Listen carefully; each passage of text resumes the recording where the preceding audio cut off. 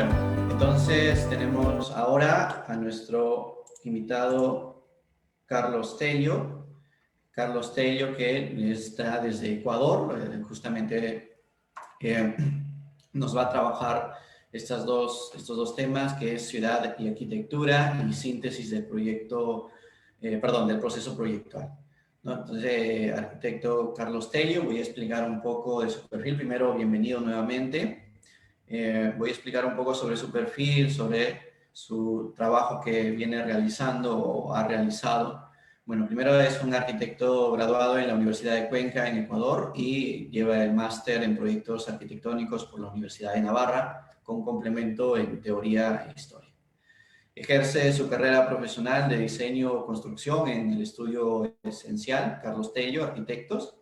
También es docente desde el 2018 en la Facultad de Arquitectura de la Universidad de Cuenca, en Ecuador, en las materias de taller de proyectos, construcciones y teoría del proyecto. Coordinador de pasantías y prácticas profesionales, y asimismo es del Consejo Académico de la Facultad de Arquitectura y Urbanismo de la Universidad de Cuenca. Obtuvo el primer puesto en el concurso nacional Pabellón Sacha 2017 en Quito, además de ser autor del edificio Monte Sinaí T4, Cuenca N, y de la ampliación de la clínica Omdental, Cuenca. Muy bien, entonces, arquitecto Carlos Tello, bienvenido nuevamente y le escuchamos. Bueno, hola, ¿se me escucha bien? Sí, se escucha correctamente. Bueno, un agradecimiento, realmente un honor haber sido invitado a un evento como este, ¿no?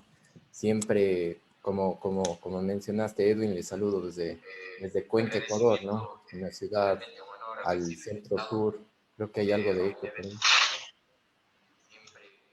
Eh, del centro de la sierra, del centro sur de Ecuador. Bueno, para mí realmente, como digo, un agradecimiento grande, también por aquí comparto con algunos amigos y colegas profesionales. Yo creo que espacios como estos tienen gran valor, siempre, ya que por la importancia de dialogar, ¿no? Entre ese intercambio de ideas, de distintas perspectivas, esa relación entre arquitectura y academia. Pienso realmente, o desde mi entender, que en la arquitectura realmente no se inventa el agua caliente, ¿no? Yo creo que todo tiene todo se relaciona entre sí, y todo está en una continua evolución. Realmente nuestro punto es siempre entender una realidad, saber sintetizar, y ser propositivos, ¿no? Entendiendo la capacidad de transformación y de responsabilidad que implica cada propuesta o cada intervención que tengamos como arquitectos. Por lo tanto, para mí, simplemente yo veo como estos espacios de diálogo como semillas, como suelo decir a los que estamos, bueno, en el apasionante medio de la docencia, que son semillas como para los estudiantes, eh, que viene desde un discurso que se va consolidando en el tiempo, ¿no? Que va en un continuo cambio, y que va acompañado en una formación constante, desde las experiencias, desde el ámbito académico, intuitivo, personal, que tiene que ver con la arquitectura, ¿no? Y al final me gusta eh, ver o entender que, bueno, nuestro noble oficio como arquitectos es que tenemos que estar conscientes que nosotros tenemos esa capacidad de condicionar la vida de las personas, ¿no? Que sean mejores o peores, tanto desde lo individual o lo colectivo. Así que nada, listo, contento y les comparto lo que he preparado.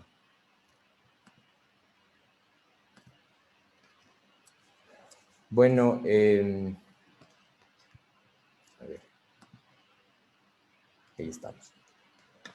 Bueno, como dijo Carlos, después de su intervención, estuvo muy interesante. Sí, el tema central derivaba de la ciudad como transformación, ¿no? Bueno, para mí entender, siempre la ciudad ha estado en continuos procesos de transformación, a través de la historia, ¿no? Creo que la ciudad es correspondencia del ser humano y lógicamente como seres humanos estamos en continuo cambio, ¿no? Por lo tanto, yo pienso que que al final el tema de la ciudad y la vivienda va en... A ver, primero es bastante amplio, ¿no? Es complejo, era complejo de abordar, idealmente un reto, y después era el tema de cómo acotarlo, ¿no? Entonces yo partía de separar esto de las ideas ya puntualizando en el tema que nos han propuesto, que es ciudad y vivienda como espacio vital. Y luego creo que para mí entender siempre extraer lo más esencial del término ciudad, creo que era muy arriesgado, creo que es muy complejo abordar lo que es ciudad. Eh, eh, Creo que el tema de la ciudad tiene sus particularidades, tiene denominadores comunes, pero cada uno tiene situaciones que van correspondiendo tanto a su hecho cultural, social, climático y varios factores territoriales, ¿no? Pero también entender que la vivienda es un espacio que siempre ha estado en correspondencia el hecho mismo de crear ciudad, ¿no? Eh, Entendiéndole como una unidad mínima que constituye la configuración de la ciudad, que al final es este hecho de dar cobijo, dar un lugar al ser humano, y, y que, y que me gustaba mucho la palabra vital, ¿no? Entendiéndole que es algo indispensable, importante y que necesario para la vida. Entonces, por lo tanto, la vivienda y la ciudad siempre han sido temas que han tenido que están en relación con esto que han estado siempre vigentes y en debate en nuestro medio arquitectónico. Sobre todo la ciudad y la vivienda son temas que en sí existen antes que nosotros mismos como arquitectos, ¿no? Luego, con las complejidades que se han venido dando, se han ido tales necesidades y tales condicionamientos que marcan la vivienda y la ciudad, eh, complejizando, y bueno, ahí viene nuestro hecho y nuestro aporte como arquitectos, ¿no? Por lo tanto, para abordar este tema, yo he visto pertinente más bien ir hilando la idea, no desde una definición dada y concreta, sino ir a través de una narrativa, ¿no? Eh, de alguna manera, a través de imágenes, cómo podríamos ir extrayendo lo que en esencia misma implica el hecho de la ciudad de la vivienda. Entonces me basaba en esta frase de Rafael Moneo, ¿no? Que dice: buena parte de la historia de la arquitectura puede ser entendida como el denodado esfuerzo que los arquitectos hacen para que se olvide aquel pecado original que la arbitrariedad implica.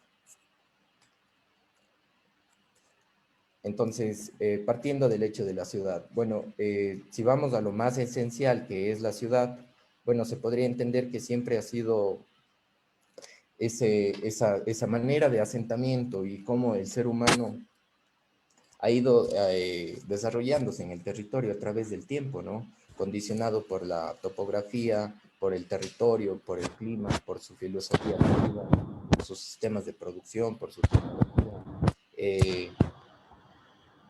Donde el espacio público se fue conformando, se fue dando como una necesidad dentro de ese convivir y dentro de esas complejidades y de esas situaciones de relaciones individuales y colectivas que se iban sumando, ¿no? O esa necesidad del hombre en cómo adaptarse a un territorio y cómo irlo construyendo en sí, ¿no? Esa dialéctica, esa sinergia que se podría desarrollar entre naturaleza y construcción y ser humano. Y esas complejidades que se iban aumentando a través del tiempo, ¿no? Esas relaciones de poder, esas relaciones de culto. Por ejemplo, este es un esquema que es de Pumapungo, ¿no? Una ciudad antigua Cañari, aquí en la ciudad de Cuenca, en la cual me parecía interesante por esas relaciones, ¿no? Como ya se iba relacionando el tema del río, el riego, los cultivos, sistemas de producción, cómo se iban adaptando a temas propios del territorio, o que el mismo, ¿sí? O que el mismo, o que estas ciudades iban complejizando y en Roma, por ejemplo, ya las grandes metrópolis que se iban conformando, ya se iba apareciendo criterios mucho más estructurados como el urbanismo romano y esas configuraciones y estas interrelaciones entre espacio construido y no construido, ¿no? O esto en Capadocia, en Turquía, en cómo el hombre iba de alguna manera adaptándose y resolviendo temas de mimetizarse con el paisaje en esa búsqueda de un encuentro de cobijo, ¿no? O las ciudades medievales, la ciudad amurallada, este hecho de imponerse un muro, bueno, respondiendo a una realidad histórica de protección, ¿no? En lo cual lo paradójico es que, claro, el muro siempre es delimitante, divide el espacio concretamente y, claro, luego esta misma esencia como muro, como límite, después se traslada a las ciudades, a las ciudadelas, ¿no? A las urbanizaciones privadas, en el cual de alguna manera se va conformando ciudades amuralladas, ciudades de muros. O luego a través de esta pintura de Chirico, donde se iban ya complejizando medios de transporte, situaciones, espacios públicos, entendiendo la dimensión social como aquel espacio que que se construye en el encuentro del ser humano, ¿no? Y esa necesidad innata de siempre estabilizar. O cómo iba el hombre a través de las ciudades en ese incremento, cómo iba resolviendo temas propios de conectividad, ¿no? Cómo se iba asentando en el territorio, cómo iba resolviendo en este caso ya con obras de infraestructura.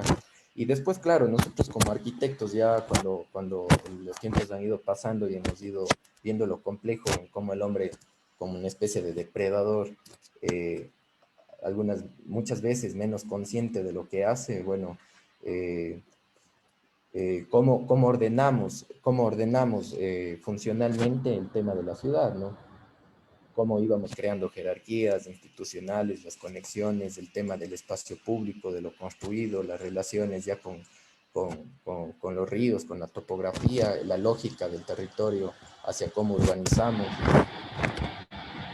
o estas relaciones que a mí me parecen muy bonitos, estos planos entre la relación de lo construido y lo no construido, ¿no? Muchas veces hacer arquitectura no necesariamente es construir, ¿no? Sino es entender un espacio, crear un espacio y que realmente sea habitado, que es el fin mismo de hacer arquitectura. Y luego cómo ha ido evolucionando y el tema, claro, con las ciudades se iban deshumanizando, el sistema de la industrialización, el hombre entendido como un engranaje más de los sistemas, las ciudades industriales, las altas densificaciones, las masificaciones. Luego entender, claro, el hombre, claro, las grandes fábricas, las militarizaciones, el tema del proletariado, los espacios cívicos, los espacios de huelga, eh, donde ya se iba haciendo un cuestionamiento de todas las ciudades, ¿no? Porque al final yo creo que claro que tiene que ver con el COVID como actualmente como un punto a repensar, ¿no? Que ya iremos tocando más adelante. Pero siempre la ciudad en constante transformación, el ser humano en constante transformación y el valor como arquitectos es irlo pensando, irlo sintetizando y qué vamos proponiendo para ir por lo menos mitigando y resolviendo hasta cierto punto esos problemas, ¿no? Por ejemplo, esta ilustraciones de Meserel, donde ya empieza a construirse discriminadamente por el paisaje, por el tema de las industrializaciones, la deshumanización, también esa falta ya de empatía con lo natural, las grandes masificaciones, ¿no? Que al final vamos heredando y son problemas vigentes. Y como dijo Carlos, ahora el tema del COVID ha ido remarcando más, pero también entender que el ser humano necesita su espacio introspectivo, ¿no? Su espacio de cobijo, su espacio su espacio, ¿no? O sea, su soledad, su tiempo, su relación con la naturaleza. Y claro, al final hemos derivado también en grandes ciudades, ciudades globales, donde se ha dado, donde su identidades hasta cierto punto es este caos, ¿no? Este caos funcional y este caos formal eh, que se ha generado en las grandes metrópolis, ¿no? Y que al final yo creo que son reflejo de, porque claro, uno ve las fotos de turismo, uno ve las fotos de portada, pero claro, son los reflejos puros, entendiendo la ciudad, claro, como la cúspide de la civilización del ser humano, pero las ciudades son los reflejos puros de la inequidad social, ¿no? Donde una persona puede estar durmiendo debajo del puente o en un departamento de millones de dólares, ¿no? Y claro, en nuestro caso latinoamericano no ha sido una excepción.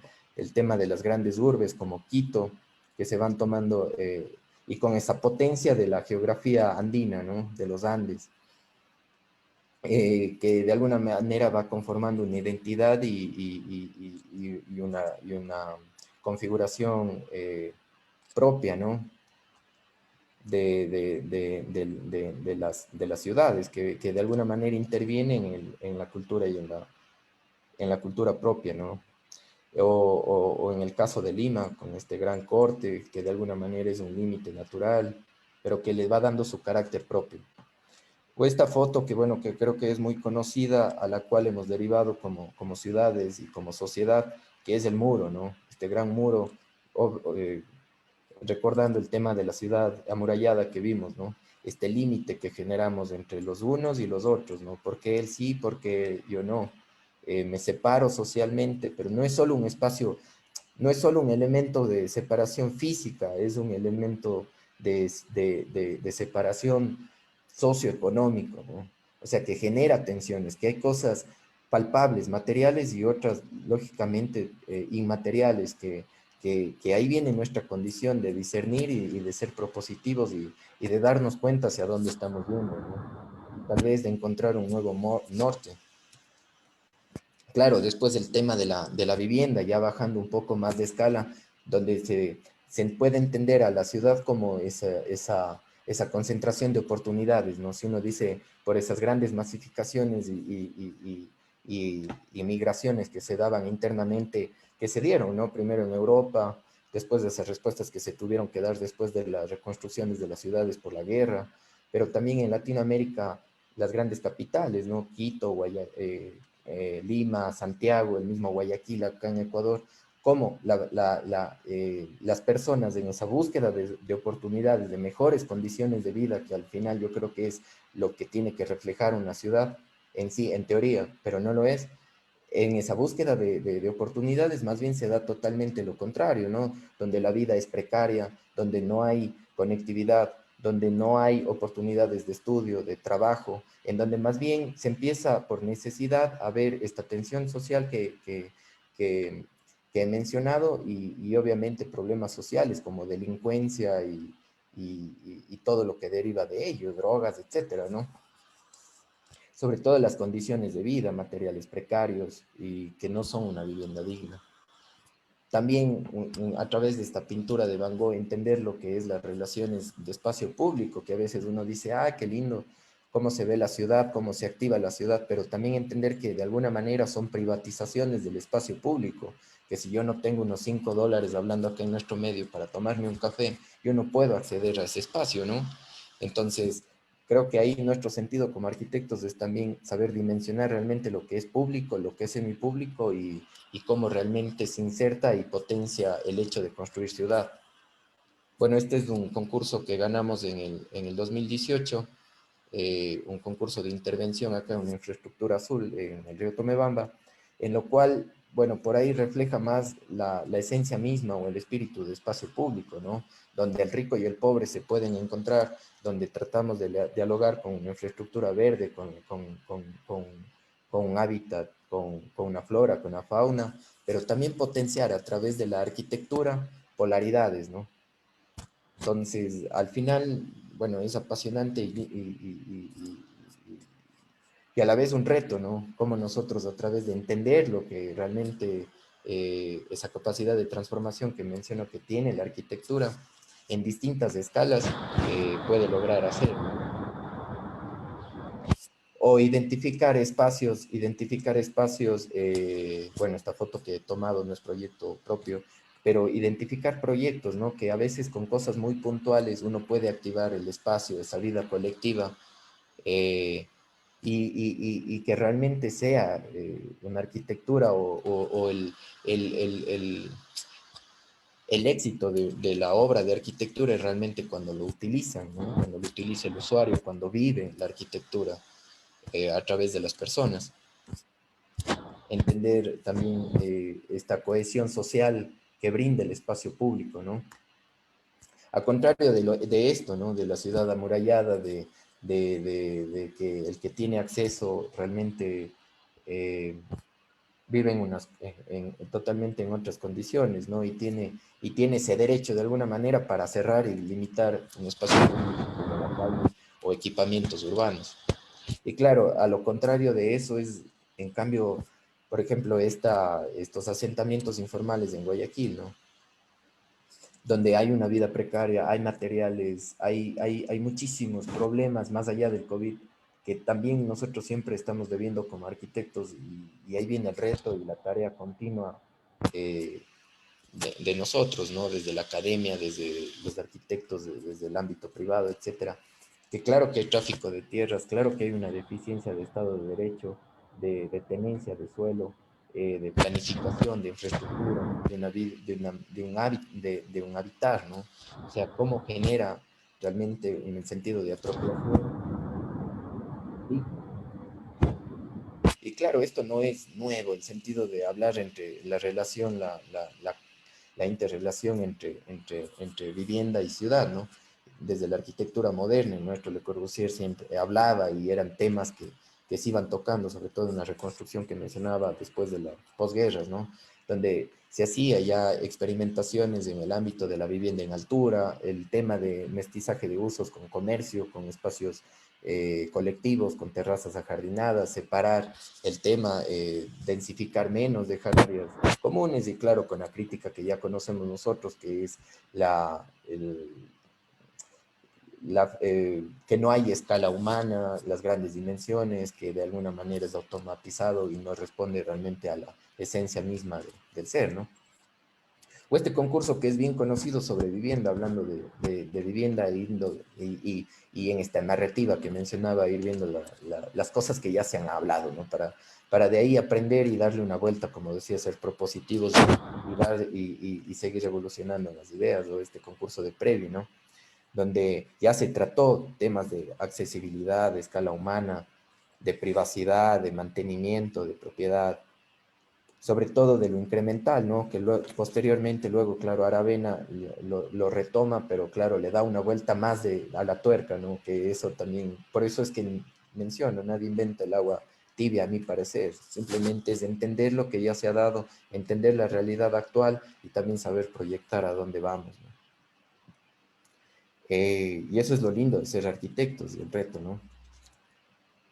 Bueno, que al final tiene su interés, ¿no? Por lo tanto, después de toda esta especie de viaje, digamos, entre comillas, si me permiten el término, claro, es ya puntualizar lo que uno puede entender como ciudad y en esa continua transformación, ¿no? Es un hecho complejo, difícil de definir. Al final es como un sistema vivo, ya que va en relación a las personas, y obviamente los seres humanos estamos en constante cambio. La ciudad en sí, o la idea propia de la esencia de la ciudad es mejorar una perspectiva de vida en educación, trabajo y vivienda. La pregunta es si lo hace o no. Me gustaba esta idea de la acumulación de oportunidades, más no una concentración de casas o de construcciones. Es la síntesis misma de la civilización que refleja un tiempo determinado, no como el fin mismo, sino como una consecuencia del mismo, ¿no? Al final las estructuras urbanas crean jerarquías urbanas, niveles de vida. El Estado sigue la formalidad, pero genera informalidad.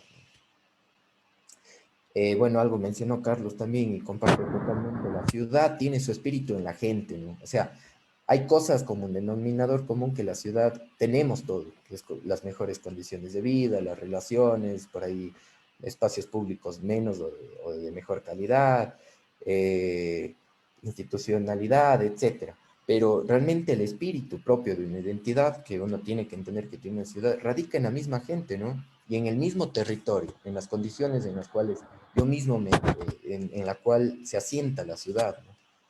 Porque eso es propio, o sea, son como esas coordenadas GPS que alguna vez hablábamos con un colega, y claro, es como número es como número de es único en el mundo.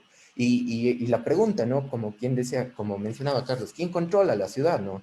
¿Controla el mercado inmobiliario, las grandes empresas, controla el Estado o controla las mafias que hay atrás del tema de la vivienda y de la gente vulnerable? Entonces, otra parte es también que qué visión tenemos nosotros como arquitectos propiamente y cuál es la visión que tiene el ser, el que la habita, el ciudadano. Y eso no puede, eso es inseparable, ¿no? O sea, nosotros tenemos una visión como arquitectos y otra es la que necesita el ciudadano, el común de los ciudadanos, ¿no? Es como retomar la humanización y la naturalización dentro de la ciudad. Y bueno, lo que mencionaba, hay particularidades que dan identidades y hay situaciones globales totalmente que también son parte de esto es como las distancias han desaparecido, como ahora tenemos la oportunidad de comunicarnos, los tiempos, los medios, etcétera. O sea que nosotros no tenemos que dar una cara a eso, tenemos que hacer la parte de, ¿no? Que sea parte de una solución, la globalidad, la globalización. Y luego bajando al tema, al término, al tema de vivienda totalmente y entendiendo esto de lo vital, de lo imprescindible para la vida, bueno, colocaba este dibujo de José Luis Serti, ¿no? Que era, bueno, de su maestro Le Corbusier. Él le da una vuelta más de lo que decía, evolucionar las ideas y que todo tiene relación a la unidad de Marsella que justamente mostraba, ¿no? Pero era cómo mejorar el tema de la iluminación, de la circulación en los espacios colectivos a la unidad de Marsella y cómo también entender que dentro de la vivienda ese habitar es ese sentido de apropiación, ¿no? En el cual yo preparo mis alimentos, en el cual yo me cobijo, descanso, hago actividades de ocio, me reproduzco, tengo esa relación interior-exterior. Y siempre el tema del habitar, de la vivienda, ha sido un tema crucial y esencial dentro del debate de la arquitectura, ¿no? Como Heidegger indicaba sobre el habitar y Le Corbusier retomaba y daba esto del hábitat, siempre ha sido un problema, una problemática a tratar en las ciudades, ¿no? Bueno, en este caso era la ciudad de los hombres dentro de las ciudades modernas. Por lo tanto, bueno, la vivienda se puede decir que obviamente es un espacio vital completamente, es un elemento estructurante de la vida misma, del ser, tanto individual y colectivo, y es un elemento estructurante de la ciudad, ¿no? Y por lo menos aquí en Ecuador, en la Constitución, radica que hay un derecho a la ciudad y, y derecho a la vivienda digna y adecuada, ¿no? Por lo tanto, si es un derecho, es lo mismo que la gratuidad de la educación, la, la, eh, la salud, etcétera, ¿no? Por la importancia que implica. Por lo tanto, si vamos en términos de inequidad urbana, bueno, por lo menos en Ecuador hay asentamientos precarios, irregulares, ya como conclusiones, ¿no? No hay tenencia del suelo, se construyen en zonas de riesgo donde no son habitables por pendiente, por zonas de inundación. Eh, Hay escasez, el índice entre área verde y habitante es muy bajo, cuando por lo menos la norma indica 8. Existe escasez de sueldo, especulación inmobiliaria, donde el costo, por lo menos en Cuenca, es altísimo del metro cuadrado, casi más alto que comprar un terreno a construir, casi es del 50 al 60% solo el terreno, por lo tanto crea segregación y discriminación. El crecimiento urbano es totalmente descontrolado, hay fragmentación social y territorial, gran presión, que esto es importante también y el COVID nos ha reflejado, una presión o la ciudad como un sistema depredador, ¿no? Que se sigue expandiendo, la idea del ser humano de verse que se eleva en un estatus socioeconómico al venir a la ciudad sin oportunidades, pero que deja la ruralidad, ¿no? Por lo tanto, ahora si nosotros hemos vivido, por lo menos en el caso de acá de Ecuador, es gracias a la ruralidad y al campesino común, ¿no? Que ha seguido produciendo su tierra y ha sido uno de los héroes realmente dentro de nuestro de nuestra supervivencia o seguir avanzando en este proceso difícil que nos ha tocado, ¿no? La capacidad fiscal es muy deficiente, no hay tenencia, la segregación socioespacial y consolidaciones de las ciudades amuralladas, esto es un tema importante también dentro del COVID, porque ahora con el hecho del aislamiento, claro, escuchaba de manera muy interesante que, claro, la mejor vacuna en estos momentos se ha tomado como la vivienda, ¿no? O sea, me quedo en la casa y esa es la mejor vacuna. Pero, por lo tanto, hay que tener cuidado y entender realmente, a ver, un punto es que, claro, que nos ha aislado, ¿no? Hemos aislado espacialmente, pero si nos damos cuenta, también por nuestra necesidad de relaciones sociales, de alguna manera hemos buscado mecanismos para continuar relacionándonos como este, ¿no? Entonces, de alguna manera nos hemos aislado espacialmente, pero hemos buscado formas de no aislarnos socialmente. Y aquí puede haber una proliferación de ciudades amuralladas o de estas urbanizaciones ya valiéndose de esto del discurso de encerrarnos, ¿no? De cobijarnos como sinónimo de seguridad, ¿no? Propio de Latinoamérica.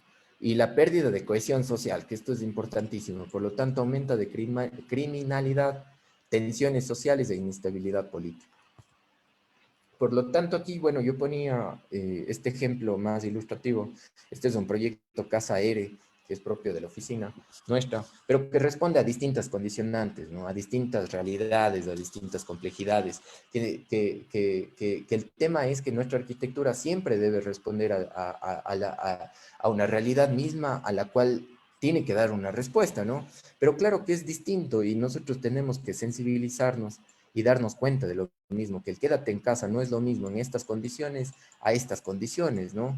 Donde habrá precariedad material, espacial, riesgo de inundaciones, no tiene constructivamente mayor valor, no hay espacio público, etcétera, etcétera, ¿no? Sobre todo esto es en Guayaquil, con un clima cálido para los que no conocen, en la costa ecuatoriana y húmedo.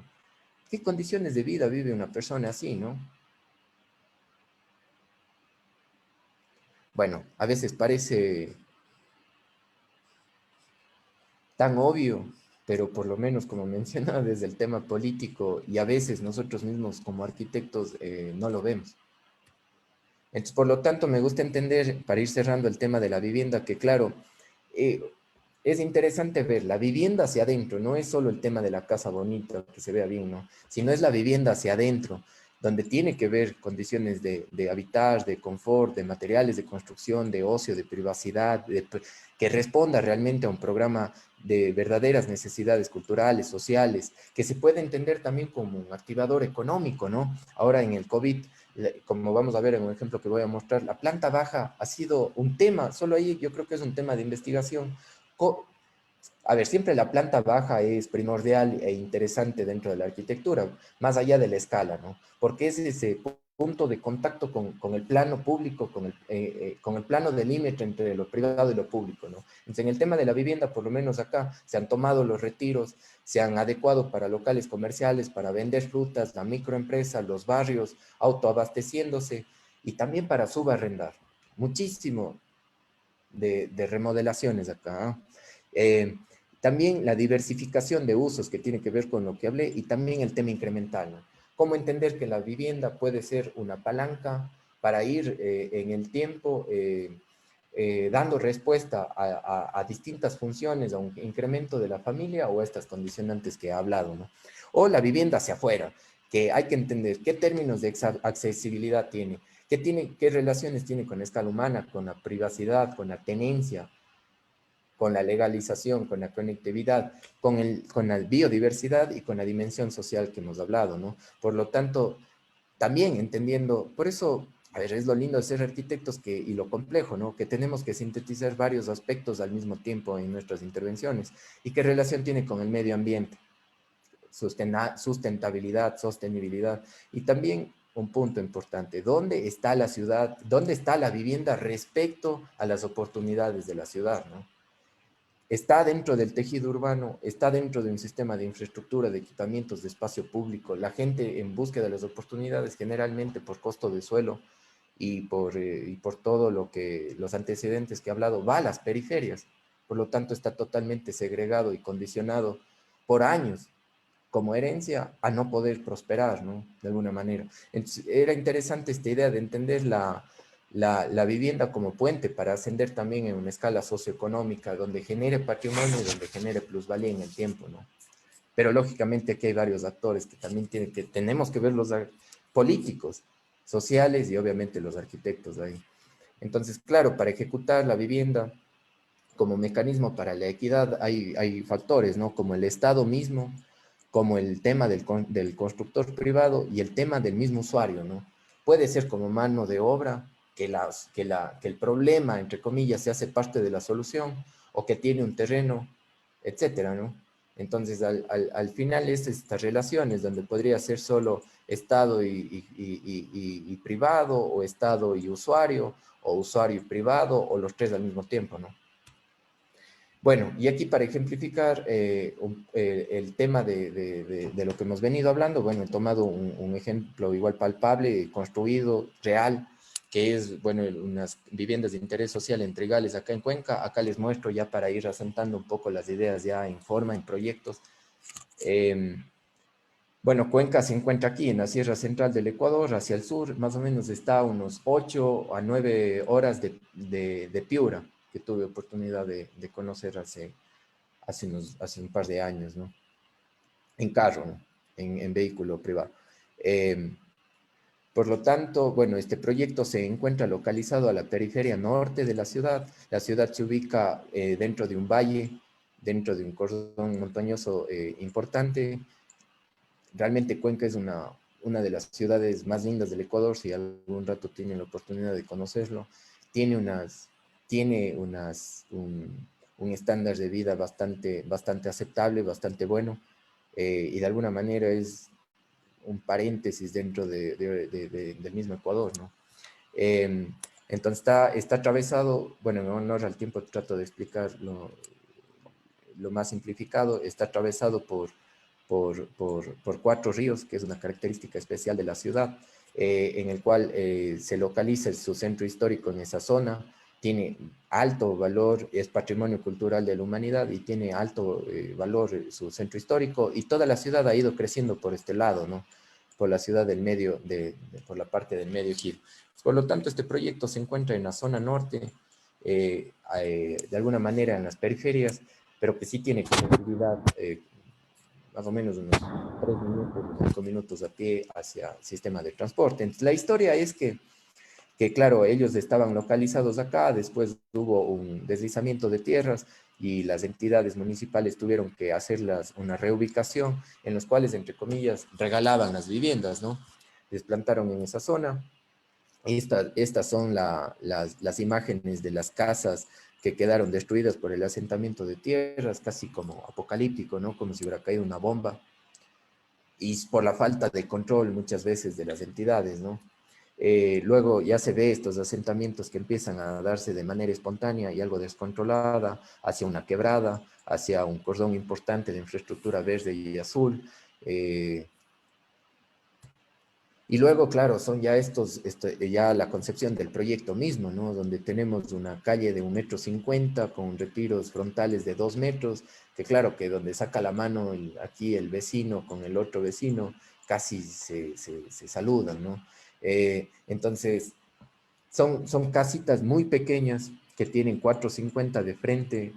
Yo le entrevisté al chico que sale ahí en la fotografía, que muy amablemente me dijo su experiencia y no se sentía identificado. Realmente le tocaba vivir en esas condiciones porque así le toca, ¿no? Porque son cosas que no maneja, son circunstancias de la vida, y que estaba mal construido, que no tenía una infraestructura adecuada, que el dormitorio apenas daba la cama. Entonces, ¿en dónde se garantiza en esas condiciones realmente de una vida adecuada, ¿no? Y aquí está ya el sistema de comercio que espontáneamente la gente, para que genere como activador económico que hablaba la vivienda, lo iba haciendo, ¿no? Entonces, muchas veces hay que preguntarse si esto genérico, lo estandarizado.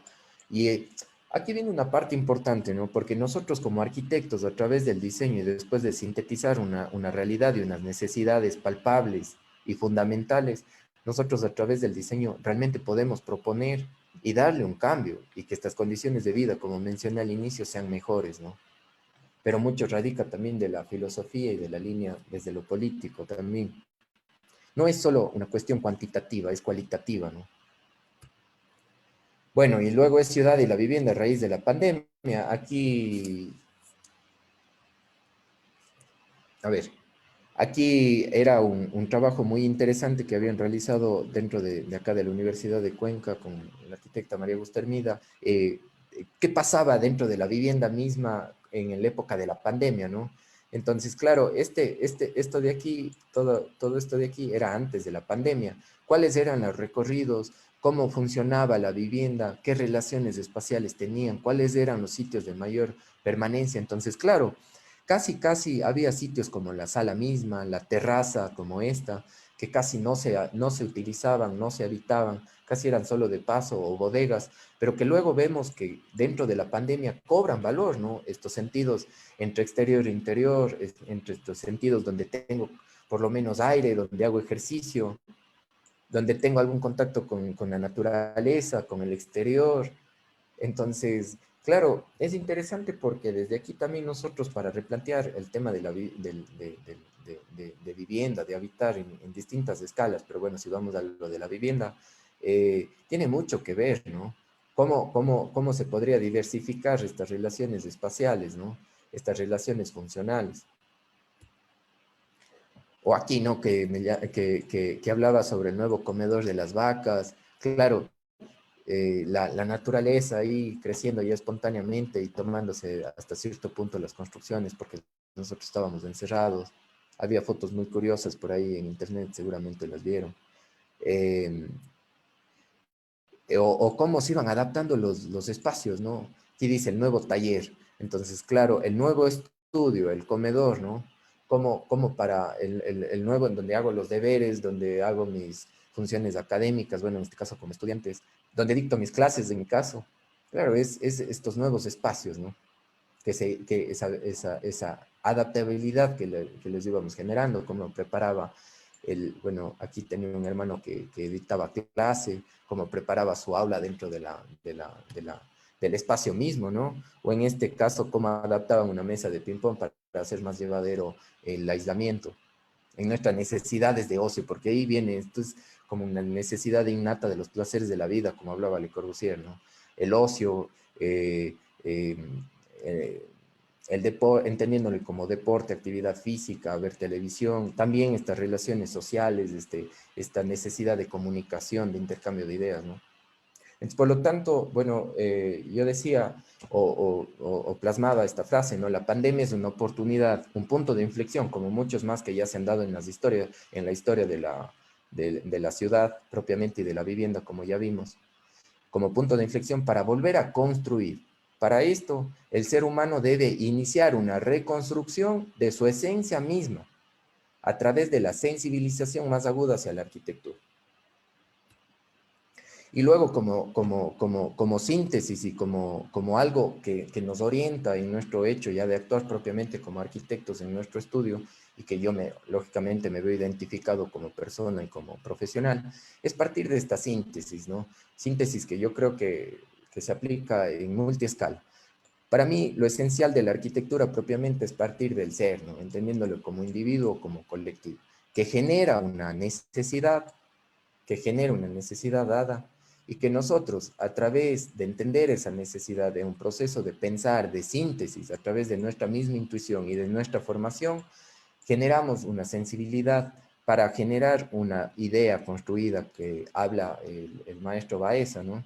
Una idea construida, porque no es una idea suelta, una idea que no tiene pies ni cabeza, tiene que ser una idea construida, que se pueda llevar a cabo, la potencia de la idea, ¿no? Entonces, por lo tanto, si vamos al hecho mismo de nuestro actuar como arquitectos, desde lo que hablaba el mismo Vitruvio, ¿no? parte propiamente desde un programa arquitectónico que tiene que ver la función con la normativa, con la cultura en la que estamos interviniendo, con la sociedad, con el arte, con la sociología, y obviamente con puntos de inflexión como el COVID en este aspecto, en esa versatilidad y en esa transformabilidad de los espacios. En el lugar, lógicamente, una arquitectura que sea contextual, por lo tanto, que responda a la naturaleza, a la biodiversidad, al medio ambiente, a cómo vamos a sentarnos en ese lugar, el tema que tiene que ver también nuestra lógica de construcción en el lugar, a un patrimonio construido, a un patrimonio patrimonial, perdón, a un contexto construido y a un contexto patrimonial, que tiene que ver con la construcción, entender los materiales, la innovación a través de los materiales propiamente, de la técnica, de la tecnología en la que estamos interviniendo y obviamente la situación de costo. Y obviamente que tiene que ver también, y ese es nuestro vínculo entre lo técnico de la arquitectura y lo artístico de la arquitectura, ¿no? Que es nuestro punto de contacto con estética, ¿no? Con lo bello, con lo que nos provoca sensaciones como seres humanos, lo que nos comunica. Por lo tanto, es ese aspecto de la atmósfera espacial, de la percepción, de la proporción, del número, del ritmo, de la composición, del manejo de la luz, etcétera, ¿no? Que al final todo esto siempre ha estado vigente, ¿no? Eso es la síntesis misma, que obviamente no es una camisa de fuerza, solo ayuda a orientar o a entender muchas cosas, por lo menos desde mi punto de vista, que se ha venido dando desde la misma prehistoria, desde Grecia, desde Roma, o sea, una línea de tiempo continuo hasta el mismo movimiento, siempre.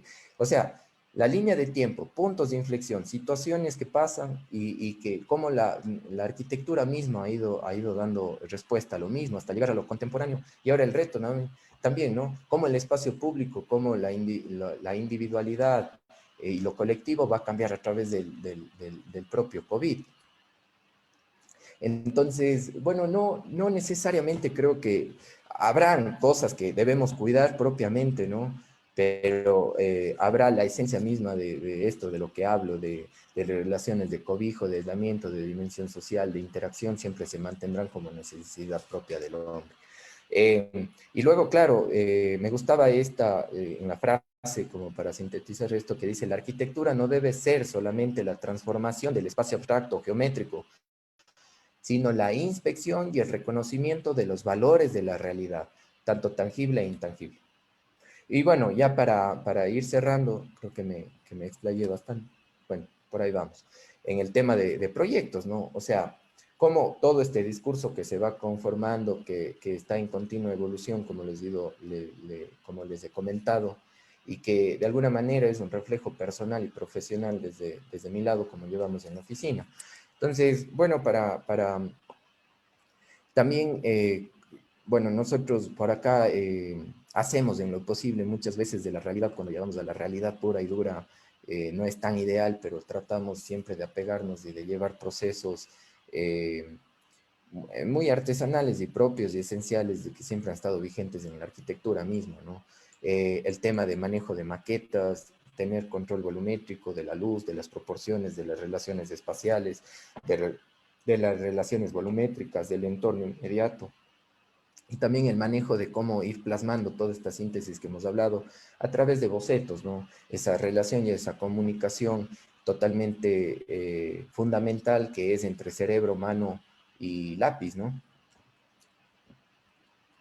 Y luego algunos proyectos, este es el pabellón Sacha que está en el Colegio de Arquitectos de Pichincha, este es un proyecto de vivienda que va respondiendo a otras temáticas. Realmente yo toqué el tema social porque creo que es un punto que siempre estaremos debiendo y que siempre eh, merece la pena indagar, concientizarnos y proponer. Pero claro, esto responde, nos interesa esto de la sensatez estructural, de las relaciones interiores y exteriores, de los espacios de transición, de las escalas, de que sepa responder realmente a un contexto natural, al propietario, estos espacios que tienen que ver con la luz, con lo sobrio, que de alguna manera se comunican con el espíritu, ¿no? Por lo menos eso recae mucho en la afinidad de uno mismo, ¿no? A mí me comunican algo, me transmiten. O esta, la ampliación de la clínica, que igual es una pieza sobria, blanca, que no pretende mucho, pero que sin embargo es curioso la capacidad de transformación que tomó después, ¿no? Empezaron a pintar, a tratar, en un contexto duro, fuerte, pero que llevaba ahí una pieza sin pretender mucho a tratar de sumar en el contexto, ¿no? Este tema de los reflejos, eh, de la estructura, de la sobriedad, del detalle constructivo, de los encuentros. Y claro, y para cerrar, bueno, de todos estos proyectos, en honor al tiempo no he podido profundizar ni mostrar más proyectos que por ahí se nos han quedado, pero de esta obra que por ahí le vamos dando o le vamos consolidando con el tiempo, eh, y que pretendemos que sea coherente en el tiempo, ¿no? Que esa es la finalidad. Bueno, les voy a presentar sobre el edificio Monte Sinaí T4. Realmente es el proyecto más significativo de mi autoría por escala, por ubicación en la ciudad, por construir ciudad, porque tiene que ver con el espacio público, con la relación con... Y bueno, con la buena noticia que el día de ayer nos han, nos, no- han dado el dictado del veredicto y bueno, ha sacado mención de honor en el Premio Nacional en la categoría de edificios institucionales y administrativos, ¿no? En la Bienal Panamericana de Quito que se está celebrando ahora.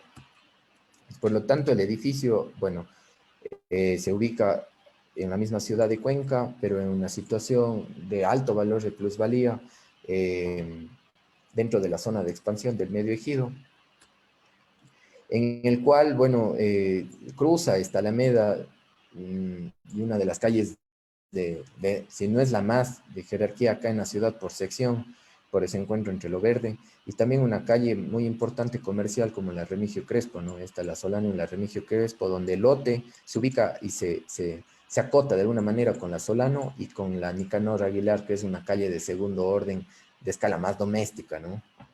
Y el terreno es bastante longitudinal, más o menos unos 70 metros por unos 28 metros de ancho, ¿no? Entonces el tema era cómo resolver, cómo ubicarnos ahí. Al final este proyecto responde es la Torre 4, ya que es un consorcio médico, tenía que albergar un tema de consultorios médicos, pero había una cuestión interesante que yo luché entre comillas y traté de sacarlo adelante, y creo que se logró hasta cierto punto, es que aunque es un edificio privado, tenga un cierto carácter de público, ¿no? Que aporte a la ciudad, que dé algo a la ciudad, ¿no? Por lo tanto, bueno, este es el edificio. Aquí se puede ver el entorno inmediato, entendiendo, entendiendo esto que bueno, personalmente me interesa muchísimo, ¿no? Que, que las construcciones en sí misma de la ciudad no puede concebirse como algo autónomo o como un fin mismo, ¿no? Sino es tomar aquella realidad, simplificar, extraer lo esencial y saber cómo operar en ella. Eh, por lo tanto, bueno, aquí vemos el contexto, ¿no? Vamos viendo cómo íbamos respondiendo en una escala como más de ciudad y apegándonos más a lo próximo al terreno. Entonces, estas casas son patrimoniales, no se las puede modificar en sí por el imaginario urbano acá en la ciudad. Había que tener un cierto respeto, un cierto diálogo entre las mismas. Por lo tanto, también era interesante este diálogo entre llenos y vacíos que se iba conformando desde esta misma lógica. Y me interesaba mucho este guiño, ¿no? Este diálogo que podía tener entre marcar los niveles, entre esta lógica donde prima más el lleno sobre el vacío, ¿no? Que de alguna manera va teniendo esta lógica de las casas patrimoniales y cómo iba marcando esta línea horizontal que venía desde el tramo las mismas vías, ¿no? Después otro tema era cómo ensanchar el tema de la vereda, ¿no? Al ser esta, realmente esta es una calle de mucha jerarquía, pero para los autos, pero de alguna manera es como si fuera una especie de cicatriz para el peatón, ¿no? Es compleja circular porque son 6 carriles. Bueno, ahora hay, perdón, sería 4 carriles. Ahora se creó una ciclovía en esta zona. eh, pero de alguna manera es una vereda no equilibrada respecto a la sección de la vía, ¿no? Entonces el tema era, ¿cómo podemos hacer un edificio que se abre y define una esquina, que genera un basamento, como si de una mini plaza y de una continuidad de la vereda se diera, ¿no? Entonces era este hecho de no considerar solo el tema de la vivienda, de la vereda, sino si la vereda se ensanchara, ¿no? Y esta separación que podíamos tener como un espacio de transición, como respeto hacia el tema de las viviendas patrimoniales. Eh, bueno, luego es un tema de cómo definir la esquina y tiene una particularidad que el edificio, claro, desde la Solano se entiende, en realidad tiene 9 niveles, ¿no? Tiene 5 niveles contando con este tranqueo que se entiende desde una escala, pero desde la depresión de la otra vía ya vamos a ver como que ese cambio de escala particular que tiene el edificio, ¿no? Y bueno, el tema de la planta baja que decía, ¿no? Siempre, el profesor siempre nos resaltaba que es un tema crucial, que hay que tener mucho tino, está casi más allá de, casi como lo formal, ya que a veces uno le da mucho tiempo a lo formal que por el tema de imagen, pero no, todo debe tener un mismo peso y una misma importancia. Entonces, es el tema de la planta baja, porque es esto, cómo dialoga con la ciudad, ¿no? Al final, cómo se define entre lo público y lo privado, y realmente qué es lo que se está proponiendo. Entonces, era esta continuidad, el acceso no era frontal, sino más bien se lo hacía de lateral para realmente entender toda la magnitud del edificio y cómo se iba a tratar este tema, ¿no? Entre la ciudad y el edificio, entre lo interno. Entonces era generar estas plataformas y estas jardinerías que dan y enaltecen el ornato de la ciudad, ¿no? Y bueno, otro particular es, claro, cómo se resolvió el tema de los parqueaderos, ¿no? O sea, cómo no se hizo en un solo carril de 6 metros, sino más bien se dividió como en dos ramas, como en dos circuitos, para dividir en tramos de 3 metros 30, 3 metros 30 y hacer estos circuitos aprovechando lo longitudinal del terreno, ¿no? Bueno, esta relación de alturas, este guiño que mencionaba con el tema del tramo de las viviendas y cómo se iba a relacionar con el edificio que remata en la esquina, ¿no? Este tema de las costillas, donde prima más el vacío sobre el lleno y cómo enlonga de alguna manera el edificio. Bueno, aquí se entiende realmente la magnitud, ¿no? Tenemos 4 niveles de subsuelo desde la avenida principal y 5 hacia arriba, y cómo en el tramo posterior le dábamos y le dilatábamos de alguna manera el espacio para darle mucho más aire a la ciudad, ¿no? Y en este aspecto generar a través de esas transiciones verdes hacia la vivienda patrimonial y hacia las viviendas en sí, a través de este patio en la zona izquierda del gráfico y estas jardineras en la zona derecha. Y aquí se entiende longitudinalmente también la dimensión del proyecto, que bueno, más allá de esa vocación de construir ciudad, de una lógica estructural y de esa composición formal, bueno, tiene el núcleo, ¿no? El núcleo ahí equidistante estratégicamente en el centro del edificio que comunica con elevadores y escaleras, ¿no? Y luego esto del tema de las dos ramas de las rampas, que realmente fue el éxito del proyecto para poder construir algo más. Y el tema de la terraza, ¿no? Como terraza jardín, que todavía no está ejecutado, pero estamos en proyecto ya, ahí negociando con los doctores aún.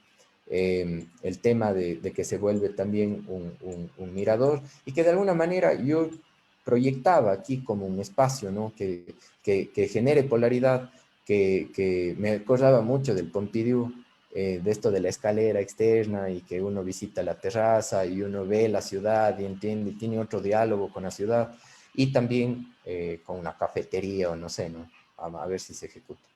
Bueno, el tema ya de composición. Justamente se manejó un tema de una piedra de travertino que se importó de Perú mismo, ¿no? Bueno, el tema ya de la concepción de la esquina, de los tramos, de la plataforma, cómo se iba adecuando a la... Y bueno, aquí todavía esta foto no estaba con la vegetación, pero acá sí. Ese diálogo entre ciudad, ¿no? Entre espacio público y privado, entre los llenos y los vacíos, entre ese aire y esos cambios de escala, entre esas plataformas y el centro histórico, entre ciudad y arquitectura, ¿no?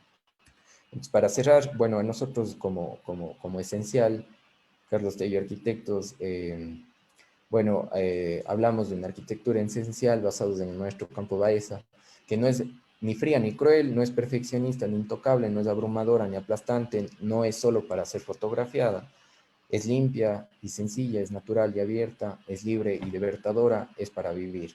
Y para cerrar, simplemente planteaba la pregunta, ¿no? Como arquitectos hacia la sociedad, ¿buscamos ser importantes o necesarios?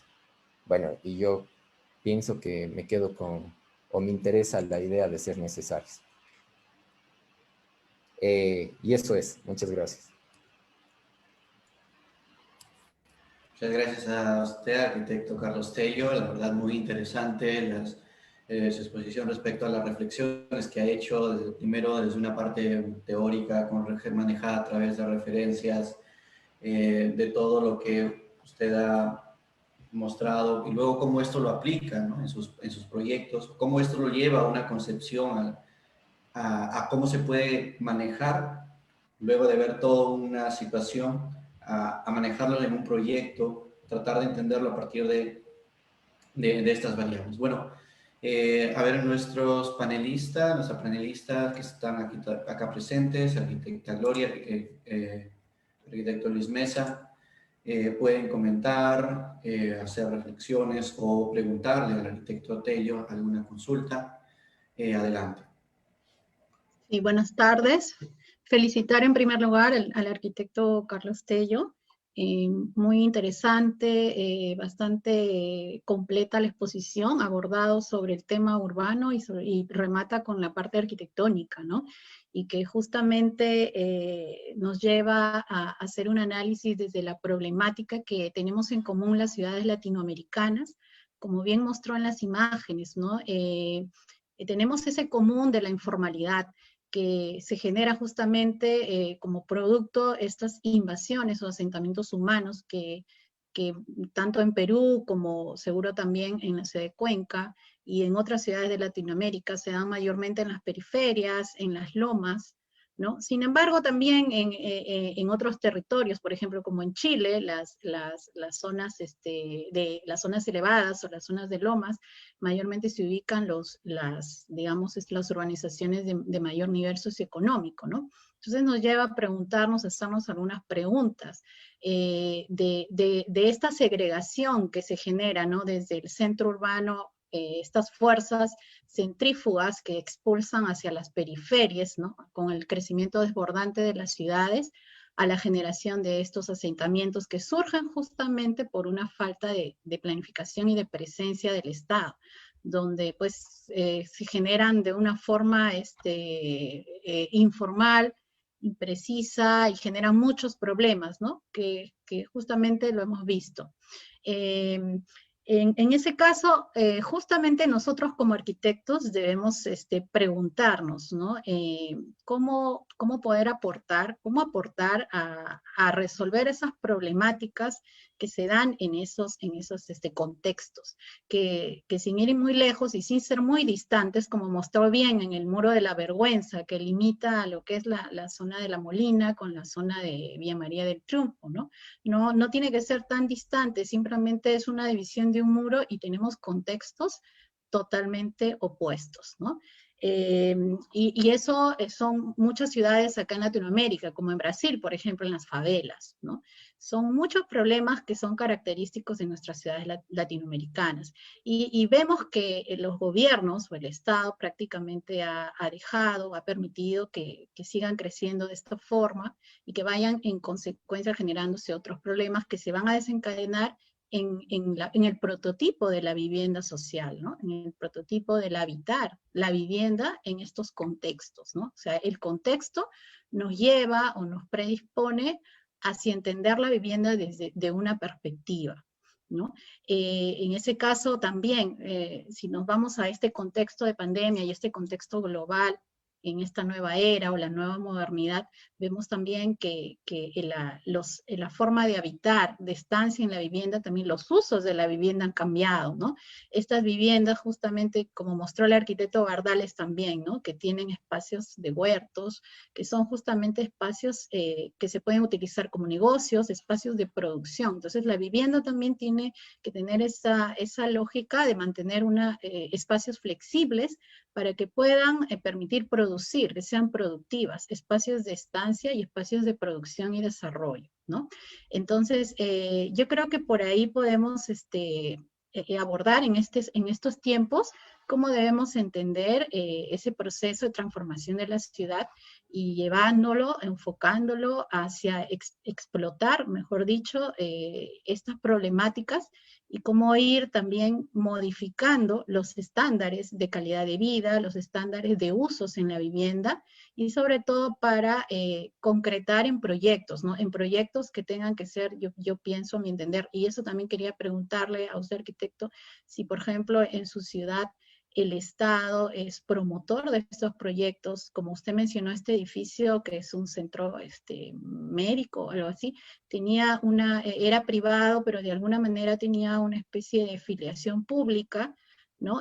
Si es que esa presencia del Estado en los proyectos, ya sea de cualquier tipo de cogestión o de colaboración, se desarrolla o se debería desarrollar, ¿usted cree, para que realmente pues estos proyectos, como se dice, sean realmente arquitectura que pueda generar estos hábitats, estos niveles de calidad de vida, ¿no? En estos sectores, sobre todo, en estas poblaciones vulnerables, ¿no?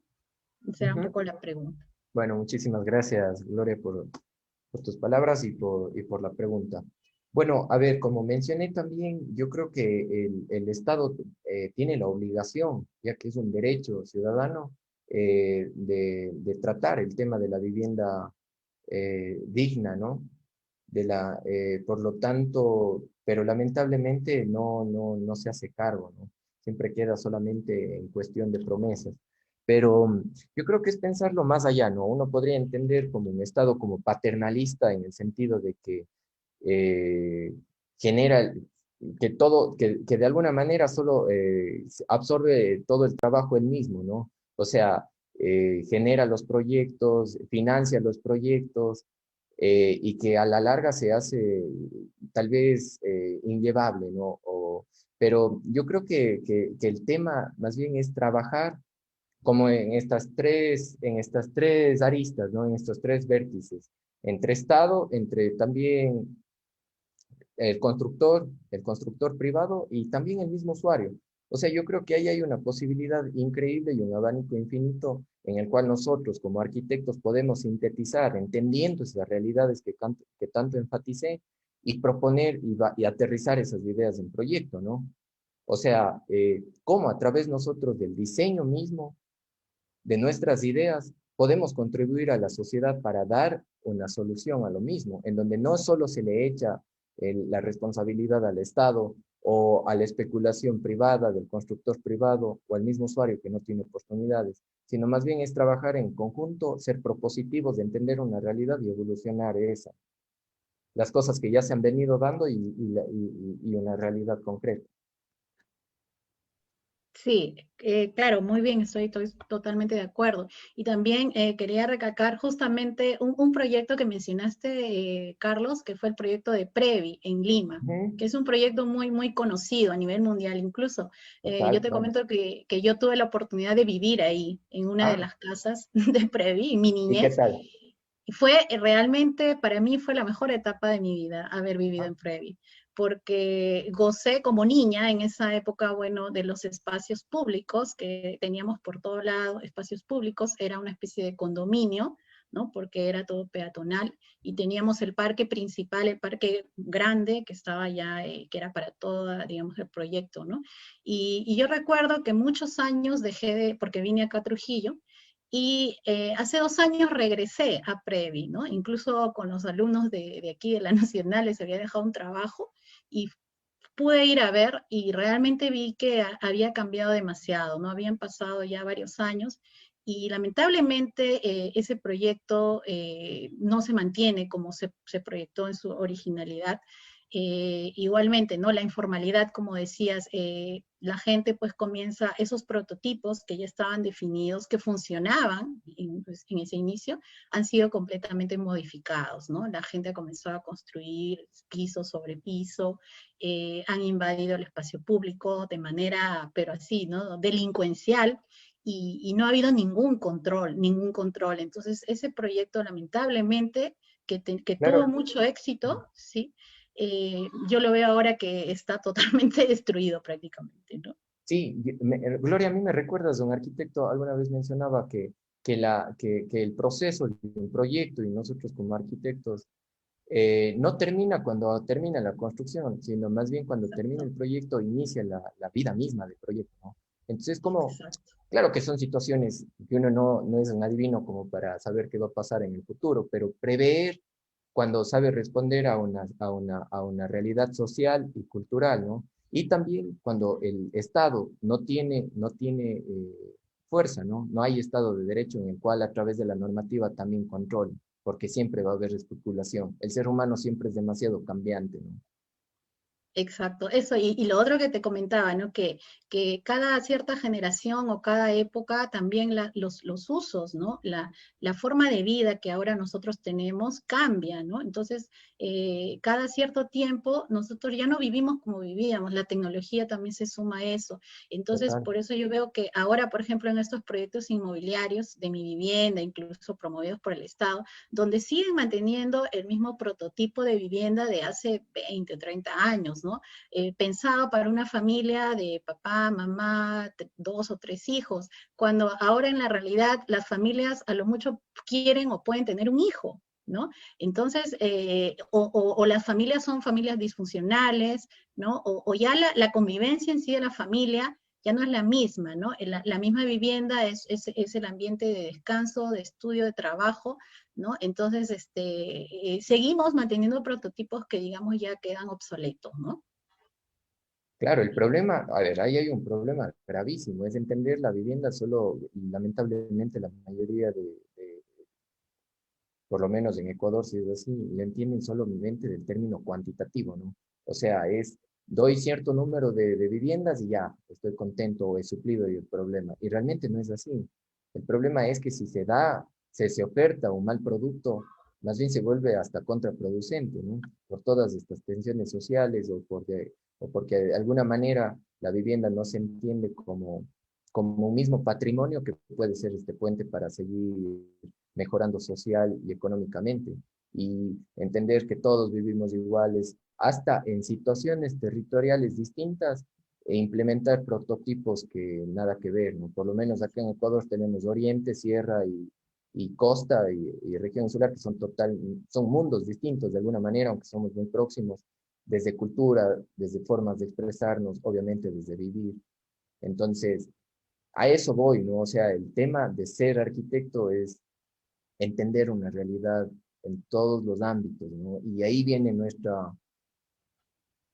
por qué de alguna manera buscamos ser o somos o debemos ser necesarios a una sociedad, ¿no? O sea, desde el diseño, desde nuestras propuestas, poder responder a esas condicionantes. Gracias. Gracias también, Gloria.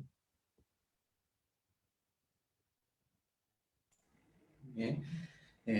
Bueno, este arquitecto Mesa, ¿les tiene algo que comentar? ¿Escuchamos?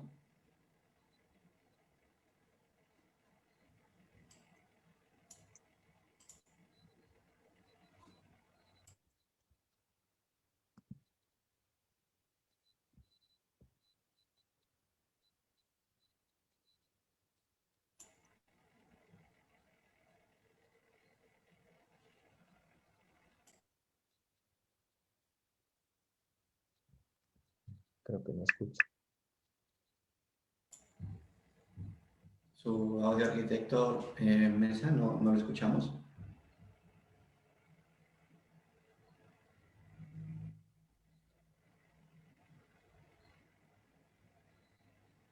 Aún ¿no?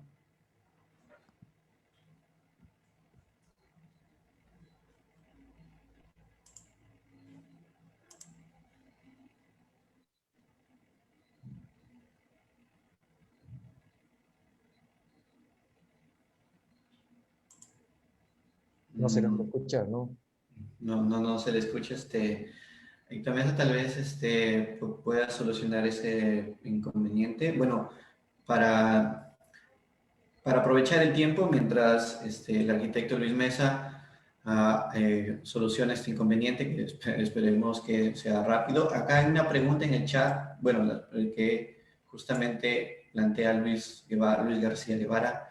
Ujú. Menciona la recuperación de los espacios públicos que lleva varios años en Cuenca, tanto en lo académico como en lo profesional, ha influido bastante en los clientes del sector privado, o sigue siendo la labor del arquitecto proponer esta idea. Es una pregunta, ¿no? O Ujú. sea, no es comentar, no es una afirmación. Ah, Es- bueno. em, A ver, yo creo que sería pretencioso decir que los arquitectos de alguna manera somos educadores eh, o tratamos de educar a una sociedad o así, ¿no? Pero a veces yo creo que cuando podemos plasmar proyectos potentes y razonables, yo creo que de alguna manera eh, ayudan a identificar valores tangibles e intangibles dentro de nuestra misma arquitectura, que la gente cuando ya los vive se concientiza de ellos y dice es verdad. Por ejemplo, en este proceso del edificio del Monte Sinaí, bueno, me decían que por qué, que deberíamos poner un muro, que acá deberíamos cerrar, que por qué, que van a entrar por poco delincuencia, que por qué nosotros siendo una entidad grande y reconocida, por qué podríamos cerrarnos a la ciudad. ¿Por qué debemos dar algo a la ciudad? ¿No? Bueno, ciertos personajes. Entonces, al final, yo les decía, no, o sea, esto es una cuestión que más bien va a ayudar institucionalmente en el ámbito privado, porque contribuimos de alguna manera, no sé qué tan significativo, pero estamos dándole a este hecho de la ciudad. Por lo tanto, cuando uno pasa por ahí, ahora es mucho más amable esa relación entre lo construido y la vía, ¿no? Entre lo público y lo privado. La gente de alguna manera entra y hasta se cobija cuando llueve o le gusta permanecer en esa esquina. Entonces, yo creo que a veces cuando ya se logra plasmar ideas, yo creo que sí influye en el ser humano, en las personas mismas, ¿no? Eh, Desde lo bueno y lo malo. Así que, que bueno, esperemos que más bien sea una tendencia, no porque uno esté inventando el agua tibia, eso hay que tener claro, y ni está implantando una nueva idea, no, sino tal vez plasmando lo que uno en este proceso de aprendizaje continuo va concientizando más y se va identificando más. Y que al final, obviamente, eh, más por lo cómo yo me proyecto o cómo me veo como arquitecto o mi vocación como arquitecto y docente es plasmar todas estas ideas y lograr aterrizar en proyectos materiales, ¿no? Que es difícil, muy complejo. Bueno, esperemos que Luis haya solucionado su duda. Igual pueden comentar también en el chat o en la sección de preguntas y respuestas que pues, aparece a todos los participantes ahí. Si es que desean comentar algo más o también alguna pregunta. Bueno, Sí, pasamos ahora sí al arquitecto Luis Mesa. sí, Edwin, buenas noches, ¿me escuchas? Y ahora se escucha perfectamente. Adelante. Ok, muchas gracias, mil disculpas por la interferencia. Agradecer al arquitecto Tello que ha compartido con nosotros su experiencia. Yo quería hacer un paralelo con lo que ocurre en nuestro país. En el Perú, el 65% de la población que tiene más bajos recursos económicos habita en las zonas periurbanas y en las zonas rurales. De ese 65%, solamente el 8% construye por autoconstrucción sus viviendas utilizando lo que denominamos los materiales nobles, ¿no es cierto? La construcción con ladrillo, con concreto.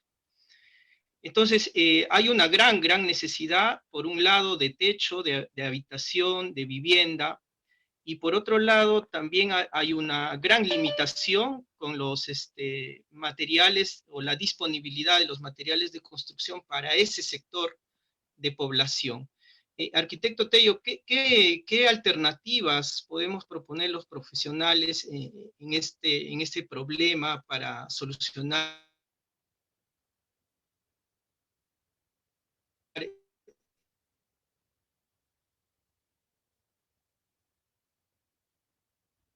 Mm, No logré escuchar. Alternativas de solución. No sé si, no logré escuchar la pregunta Luis, completa, me quedé hasta los materiales y qué alternativas es.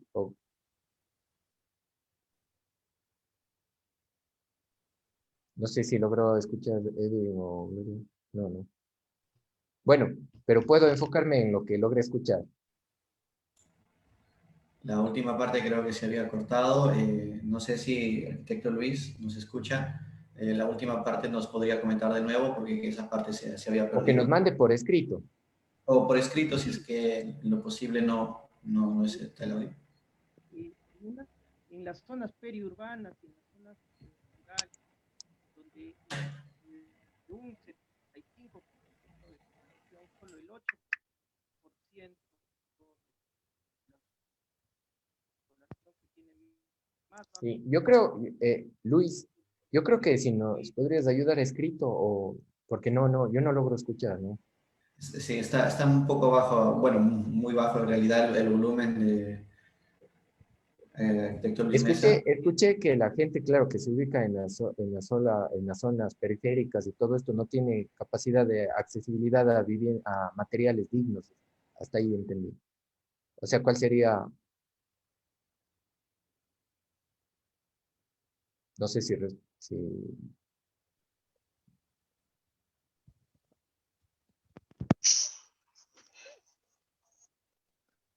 Sí, Edwin, ¿me escuchas?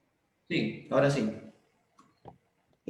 Arquitecto, disculpe, decía que en esa realidad, con esa población que tiene muy difícil las condiciones para acceder a materiales tradicionales o convencionales, ¿y qué otras alternativas como profesionales podemos proponer para que se pueda solucionar el problema de déficit de vivienda, en especial en esas zonas periurbanas, en las zonas rurales?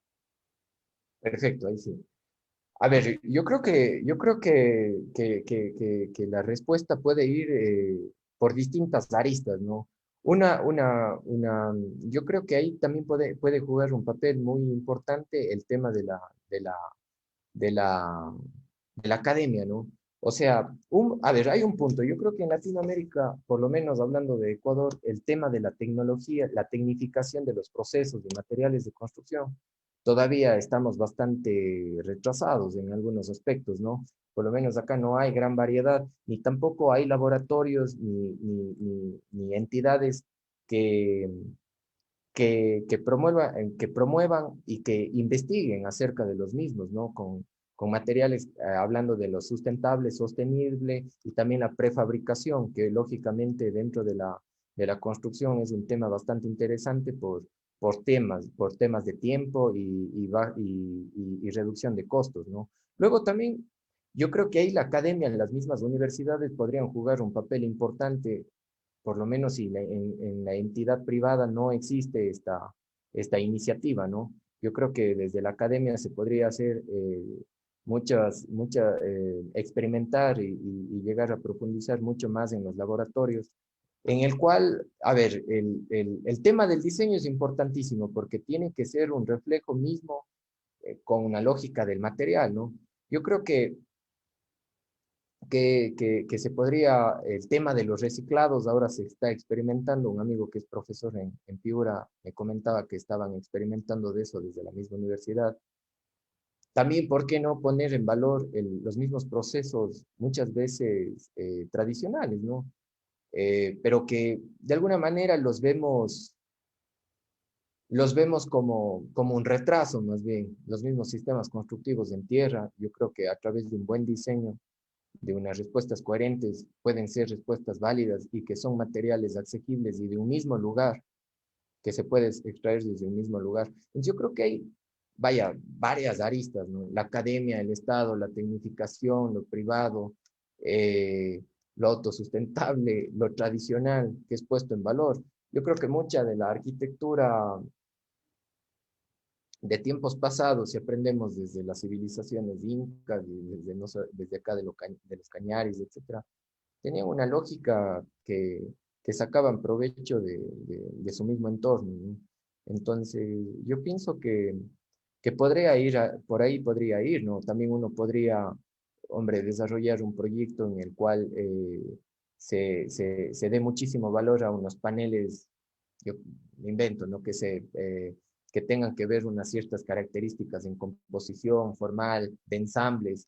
Entonces, creo que ahí hay, creo que también se ha experimentado mucho, pero también siempre habrá mucho hilo por cortar. Y otra parte importante también yo creo que es el tema de la ejecución, de la construcción, ¿no? Me gustaba esa idea que entender más bien esa informalidad como el problema, más bien por qué no hacerle parte de la solución y a través de un diseño coherente, esa misma mano de obra que es los mismos usuarios, podrían también ejecutar, ¿no? Entonces hay muchísimo, creo que es amplia la...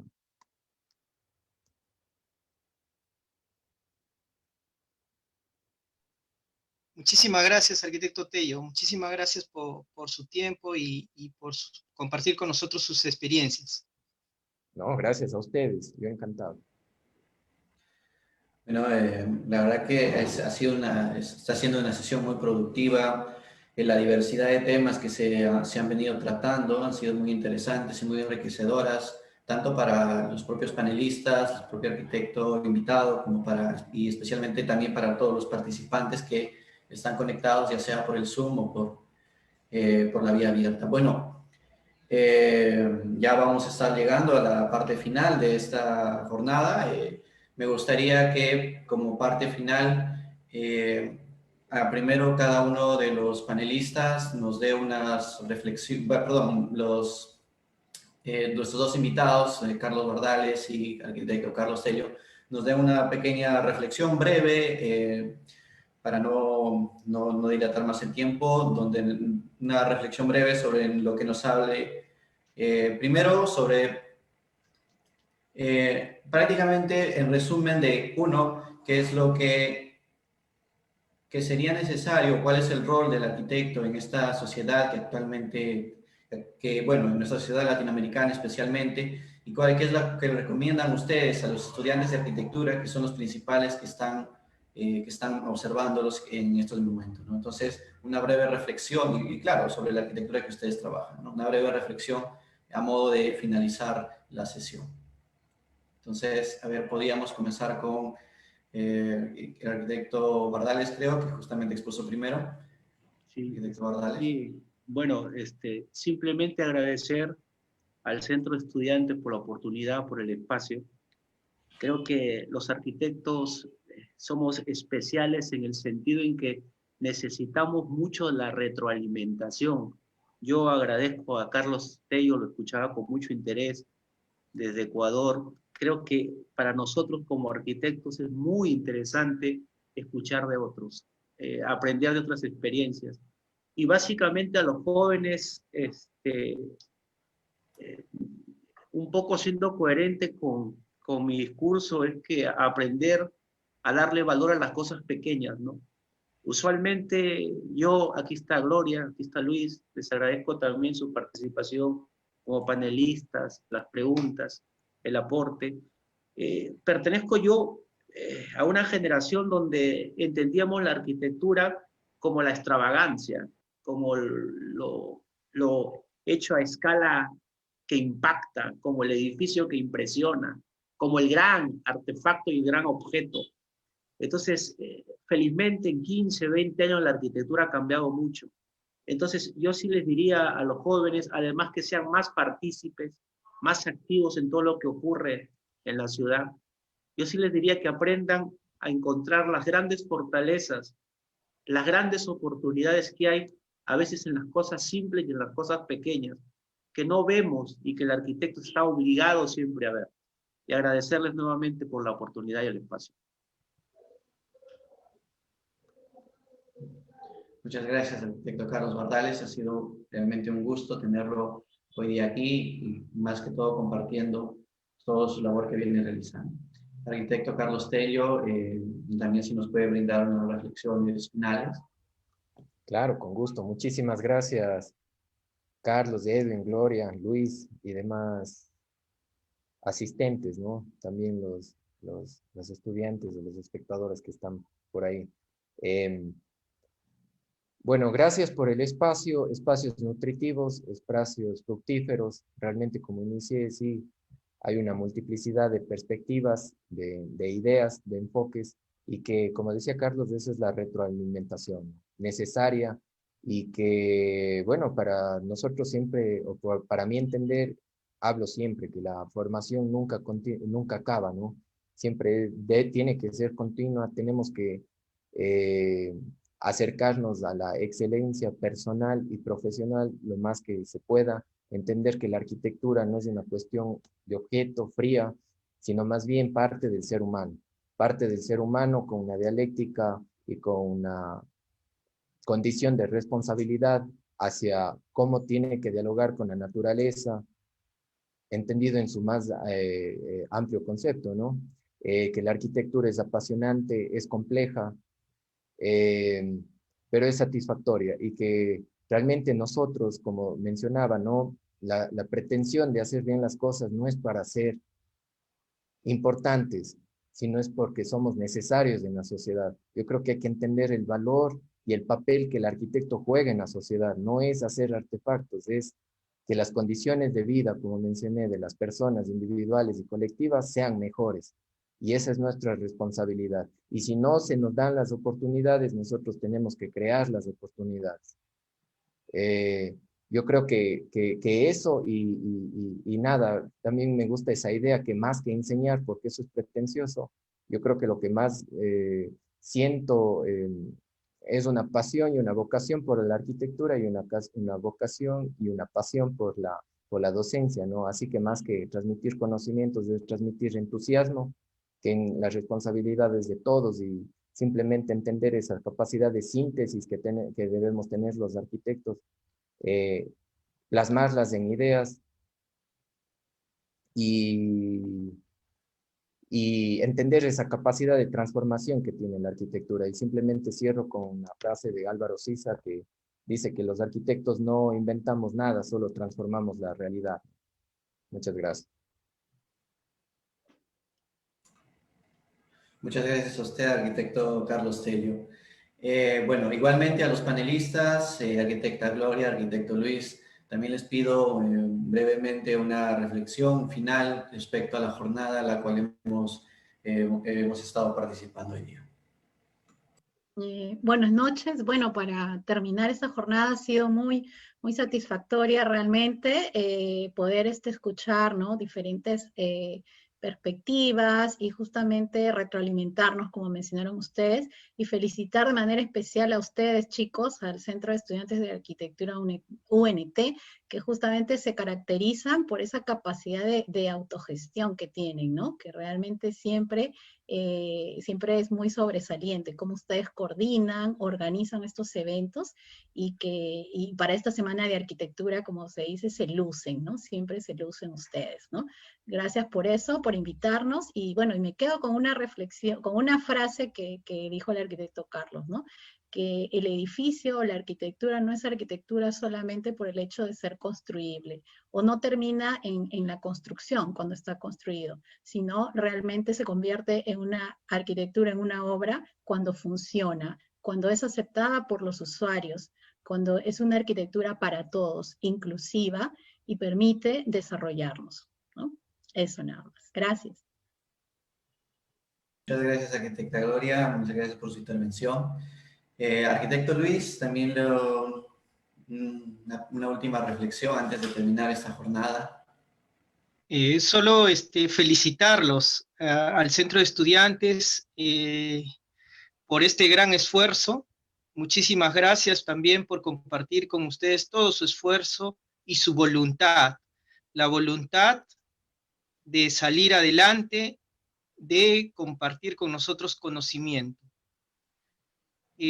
Solamente dejarles como mensaje de que tenemos muchos retos, ¿de acuerdo? Es muy importante estar en contacto con la gente, con las personas en la realidad física y repensar, porque estamos en una etapa de cambio, de crisis que generan cambios. Hay que repensar muchas de las cosas y de los paradigmas que se han vuelto obsoletos. Muchísimas gracias. Muchas gracias, arquitecto Luis Mesa.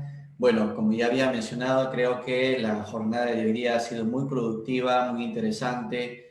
Hemos aprendido todos un poco más y eso es lo que pretendemos, tanto el Centro de Estudiantes como la comisión organizadora de este evento, que es tanto la Semana de Arquitectura como lo que es el ciclo de conferencias. Siempre se pretende dar ese impulso a los estudiantes, no solamente de nuestra universidad, y ahora que estamos de manera virtual, a público en general, que poder acceder a estos espacios de diálogo, donde pues simplemente tenemos el gran privilegio de que nos acompañen grandes arquitectos, como hemos tenido hoy día a Carlos Bardales y a Carlos Tello, ¿no? Bueno, entonces ya para finalizar nuestra sesión de hoy día, muchas gracias nuevamente. Gracias, arquitecto Carlos Tello, gracias, arquitecto Carlos Bardales, gracias, arquitecta Gloria, gracias, arquitecto Luis Mesa. Y bueno, ha sido una muy bonita jornada. Gracias a todos los participantes por haber estado presentes, tanto aquí en el Zoom como en la forma abierta, que según lo que veo, más o menos hemos llegado a más de 120 personas, lo cual significa que estas sesiones están siendo muy productivas. Bueno, a todos nuestros participantes que están todavía ahí conectados, les comentamos que pues hoy día recién ha sido el primer día del ciclo de conferencias que hemos venido organizando. Mañana tenemos el segundo día a las 12 de mediodía, la primera sesión que tenemos con nuestro invitado especial desde España, que es el arquitecto, doctor arquitecto José María Esquiaga, un urbanista, que mañana nos va a estar compartiendo a mediodía una visión de cómo ve la ciudad en estos tiempos de pandemia y cómo lo ve hacia un futuro. Y en la noche estaremos ya con otros arquitectos desde México, desde España y también desde Perú, que estaremos participando también a partir de las 4 de la tarde. Y el sábado clausuraremos a las 9 de la mañana, perdón, 9 y media de la mañana, con otra arquitecta invitada, especialista en vivienda colectiva, la arquitecta Carmen Espejel. Muy bien, y los esperamos a cada uno de ustedes, tanto a los panelistas, a los arquitectos que han intervenido y a todos ustedes participantes que están aquí en el Zoom o que nos están viendo a través de Facebook. Como me comentaba, gracias y los esperamos en nuestra próxima sesión. Muy bien, eso sería todo por hoy. Mil gracias nuevamente y hasta una próxima oportunidad. Esperamos vernos pronto nuevamente.